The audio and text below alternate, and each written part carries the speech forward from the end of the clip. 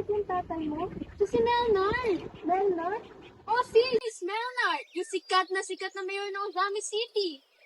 Hay nako, baka mamaya marami pa siya naging anak sa labas. Totoo, te. Anak din pala kay ni Mayor Melnard Vladimir Lazaro III. Ha? Huwag mo sabihin ikaw din. Yes, I am one of the daughters of a Mayor Melnard Vladimir Lazaro III. Actually nga niyan, ako yung pinakapangalan niya na anak eh. Kayo, sigurado ba kayo na anak niya kayo? Teka nga lang.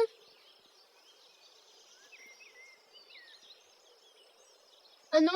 Imposible. Eh, sino yung matandang lalaki na gatit sa'yo tuwing pumapasok ka sa school? Huwag mo sabihin sugar daddy mo yun. Hey, don't say that. FYI, stepdad ko yon. Ex ni Mama ang daddy Mayor Melnard. Nung naghiwalay sila Mama at Daddy, 4 months na ang lumipas bago malaman ni Mama na buntis siya. Nasasabihin na ni Mama kay Daddy. 1 month na kinasal si Daddy sa wife niya ngayon. Pero kahit na ganon, nagkaroon naman ng maayos na pag-uusap sa pagitan ni Mama at sa pamilya ni Daddy, lalo na sa wife niya. Kaya sinusuportahan pa rin ako ni Daddy at kinikilala ako ng pamilya ni Daddy at ng wife niya. Eh kayo, kung magkakaroon ng malaking gulo kapag nalaman ng asawa ni Daddy kung may iba pa siyang mga anak sa labas, totoo man ang hindi ang sinasabi niya. Ang advice ko sa inyo, huwag na huwag kayong pagpapakita kay Daddy. Dahil magiging panggulo lang kayo sa pamilyang ito. Dahil siguradong pera lang naman ni Daddy ang habol niyo. Naman nanay niyong ahas. Hoy, ikaw maldita. Alam mo bang matagal nang umiinit ang dugo ko sa'yo?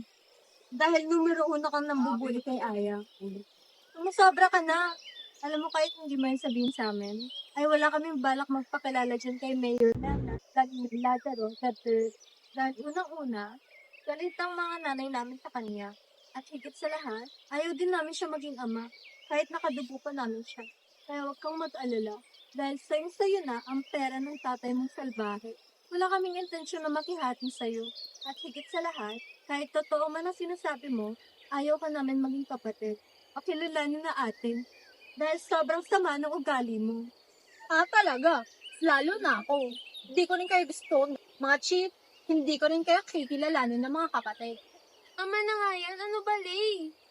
Hindi ko alam magiging reaction ko sa mga nalaman ko. Ako din. Naguguluhan na ako sa nangyayari. Pero pakiusap, Lay. Kalimutan mo na muna ang narinig mo. At sana hindi ito makalabas sa ibang tao. Talaga? Dahil wala akong balak. Mga hampas lupa at patay gutom kasi kayo. Mga nanay nyo, hindi siguro si Daddy para may makuha pera sa kanya. Kaso, mukhang inabandon na kayo. Buti nga. Pero ulo ka. Babe, tama na, mahiya na lang natin siya. Umalis na lang tayo.